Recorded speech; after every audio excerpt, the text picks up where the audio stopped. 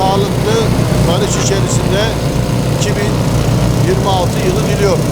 Bugün 31 Aralık. İnşallah yarın yeni bir yıla gireceğiz. Yeni bir yılda halkımıza daha iyi hizmetler sunmayı hedefliyoruz.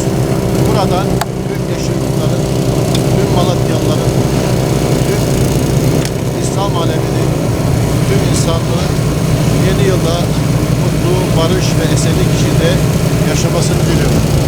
Hepinize iyi akşamlar diliyorum.